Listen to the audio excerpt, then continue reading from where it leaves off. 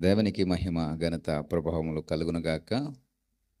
అందరూ కూడా బాగున్నారని, కుటుంబాలుగా దేవునిలో వర్ధిల్లుచున్నారని, మీరు చేస్తున్న పనులలో, మీరు చేస్తున్నటువంటి ఉద్యోగాలలో, వ్యాపారాలలో, మరి మీరు చేసే ప్రతి వ్యాపకములో కూడా దేవుడు మిమ్మల్ని ఆశీర్వదించి వృద్ధిపరిచి మిమ్మల్ని ముప్పదంతలుగా, అరవదంతలుగా, నూరంతలుగా ఫలింపచేస్తున్నాడని నేను నమ్ముచున్నాను. మీ కొరకే తప్పక మరువక ప్రార్థన చేయించున్నాం. మా అనుదిన ప్రార్థనలో జ్ఞాపకం చేసుకుంటూ ఉన్నాం. ఈ ఉదయకాల ప్రార్థన సహవాసము మీకు మేలు చేయాలని ఉద్దేశమే తప్ప మరి మరొక ఆలోచన కానీ మరొక ఉద్దేశము కానీ మాకు లేదు. ఎట్టి విధము చేతనైనను మీరు దేవుని యొక్క మేలులు పొందుకోవాలి. ఎట్టి విధము చేతనైనను దేవునిలో మీరు వృద్ధి చెందాలి. ఎట్టి విధము చేతనైనను ఆత్మీయంగా బలపరచబడాలి. అందుకనే ఈ ఉదయకాల వాక్యమును మీ ముందుకు తీసుకుని వస్తూ ఉన్నాం. ఉదయకాల దేవుని మాటలను మీకు మరి అందిస్తూ ఉన్నాం. ఉదయముననే జ్ఞాపకం చేస్తూ ఉన్నాం.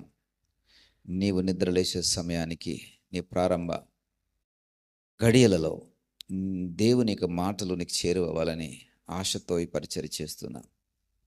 ఎందుకంటే దీనికి వాక్యం సెలవిస్తుంది. నిర్గమకాండము 20:24 నేను నా నామమును జ్ఞాపకార్థంగా ఉంచు ప్రతి స్థలములోనూ నీ వద్దకు వచ్చి నిన్ను ఆశీర్వదిస్తాను.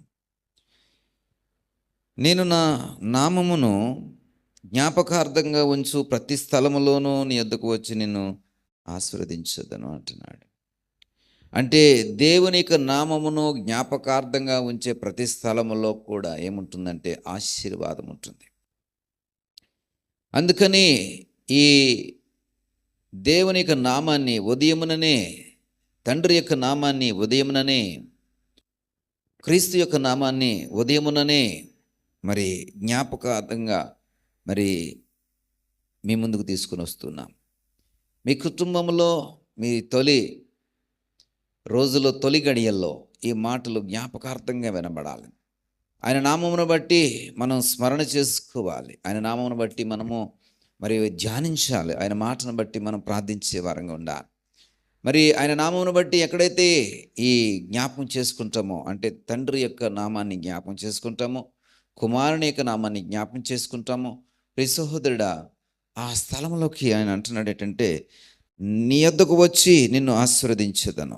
ప్రతి స్థలమునకు నేను వచ్చి నిన్ను ఆశీర్వదించదను.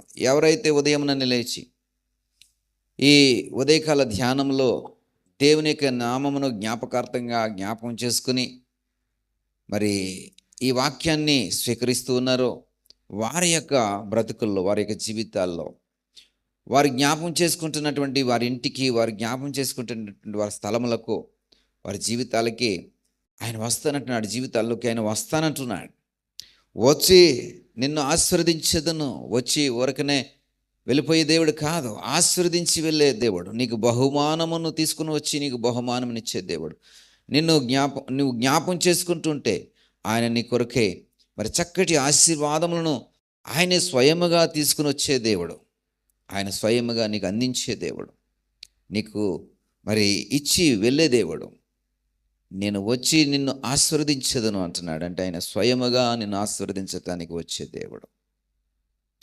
కాబట్టి ప్రియ సహోదరుడా, మరి ఈ ఉదయముననే, ఎందుకనంటే ప్రారంభ గడియల్లోనే నీవు ఆయన నామాన్ని జ్ఞాపకం చేసుకుంటే, నీ ఇంటిలో ఈ మాటలు వింటుంటే, నీ యొక్క నివాసములలో ఈ మాట వింటుంటే, నీ కుటుంబీకులతో కలిసి నువ్వు ఈ మాటలు వింటూ ఉంటుంటే, అక్కడ దేవుని యొక్క నామ స్మరణ జరుగుతుంది, దేవుని నామ ఉచ్చారణ జరుగుతుంది, దేవుని నామాన్ని మనం జ్ఞాపకం చేసుకుంటున్నాం. కాబట్టి ఆ ఉదయమునని ఆయన వచ్చి నిన్ను ఆశీర్వదించి వెళ్తాడు. నీ కుటుంబాన్ని ఆశీర్వదించి వెళ్తాడు. నీ పరిస్థితులన్నింటినీ కూడా ఆయన ఆశీర్వదించి వెళ్తాడు. కాబట్టి ఉదయమునని ఈ ఆశీర్వాదమును మీ ఇంటికి తీసుకురావాలి అంటే ఆయన మీ ఇంటికి నేను తీసుకురావాలి. ఆయన నేను మీ ఇంటికి తీసుకురావాలి అంటే ఉదయముననే ఆయన యొక్క నామాన్ని జ్ఞాపకార్థంగా మీ చేత నేను మరి ఉంచాలి, జ్ఞాపకార్థమైనటువంటి స్మరణ చేయించగలగాలి.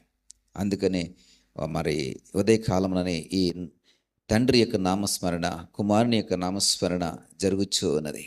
కాబట్టి దేవుని నామాన్ని ఎవరైతే జ్ఞాపకం చేసుకుంటే చాలు ప్రియ సహోదరుడా, నువ్వు పూజలు, బలులు, అర్పణలు ఏమీ చెల్లించిన అవసరం లేదు. ఆయన నామాన్ని జ్ఞాపకం చేసుకుంటే చాలు. జస్ట్ జ్ఞాపకం చేసుకుంటే చాలు. నా తండ్రి నీకు వందనాలని జ్ఞాపకం చేసుకో. నా యేసయ్యా ఒకసారి జ్ఞాపకం చేసుకో. జ్ఞాపకం చేసుకుంటే చాలు. దానికోసము పెద్దగా ప్రయాసపడని అవసరం లేదు. ఈ జ్ఞాపకం చేసుకోవడానికి కూడా నీకు మనసు రాకపోతే, నువ్వు సహకరించకపోతే, జ్ఞాపకం చేసుకోవడానికి కూడా ఆయన నీకు గుర్తుకు రాకపోతే, మరి దీవెనలు అలా తీసుకొస్తాడండి. ఆయన మీ ఇంటికి ఎందుకు రావాలి? మీ గృహంలోనికి ఆయన ఎందుకు రావాలి? కాబట్టి మన ఇంట్లోనికి ఆయన రావాలంటే జ్ఞాపకం చేసుకుందాం. ఉదయముననే జ్ఞాపకం చేసుకుంటే ఈ ఆశీర్వాదం ఉదయముననే మన ఇంటికి వచ్చి చేరుతుంది కదా. మధ్యాహ్నం జ్ఞాపకం చేసుకున్నాం అనుకోండి, మధ్యాహ్నం వస్తుంది ఆశీర్వాదం. అది సాయంత్రం అంటే చాలా తక్కువ సమయం. ఉదయముననే జ్ఞాపకం చేసుకుంటూ ఉదయం నుండి మళ్ళా మరుసటి రోజు ఉదయం వరకు ఉంటుంది. అంటే నీ ప్రారంభ గడియల్లోనే ఆశీర్వాదం నీ ఇంట్లోకి వచ్చి కూర్చుంటే ఆ రోజంతా సంతోషమే కదా, ఆ రోజంతా ఆశీర్వాదమే కదా, ఆ దినమంతా కూడా ఆశీర్వాదమే కదా ప్రియ సహోదరుడా, సహోదరి. కాబట్టి నిన్ను ఉదయముననే ఆశీర్వాదంతో నింపాలని, దేవుని యొక్క నామాన్ని మరి స్మరణ చేసుకుని ఆయన జ్ఞాపకం చేసుకోవాలని, ఆయన్ని నీ ఇంటికి రప్పించాలని, ఆయన నీ ఇంటికి వచ్చి నిన్ను ఆశీర్వదించి వెళ్ళాలని ఈ ప్రయాసను మేము ఉదయముననే కలిగి ఉన్నాం. కాబట్టి ఉదయముననే దేవుని యొక్క నామాన్ని జ్ఞాపకం చేసుకోండి. జ్ఞాపకార్థంగా ఆ నామాన్ని బట్టి మీ కుటుంబం అంతా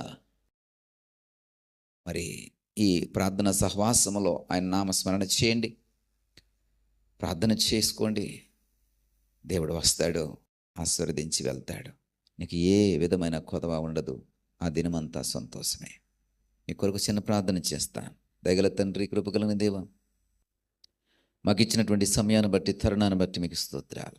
ఇదిగో ప్రభా, ఎవరైతే తీర్మానం చేసుకుని మీ నామాన్ని బట్టి స్మరణ చేస్తూ జ్ఞాపకార్థంగా మీ నామం ఉచ్చారణ చేయాలని ఎవరైతే తీర్మానం చేసుకుంటున్నారో, ఎవరైతే ఉదయం లేచి నిన్నే తలుచుకుని నిన్నే జ్ఞాపకం చేసుకోవాలనుకుంటున్నారో, వారి యొక్క తీర్మానాన్ని స్థిరపరిచి ప్రతిదినము ప్రతిరోజు వారిని నాయన దర్శించి, మీరే స్వయముగా వారిని దర్శించి, వారి గృహాలను దర్శించి, ఆ స్థలములను దర్శించి ఆశీర్వదిస్తూ ఉండండి, వర్ధిలింప చేస్తూ ఉండండి, బహుగా ఫలింప చేస్తూ ఉండండి. మహిమ, ఘనత, ప్రభావం మీరే పొందుకునమని యేసువారి నామమును బట్టి ప్రార్థించి పెట్టుకుంటున్నాం పరమ తండ్రి. ఆమేన్.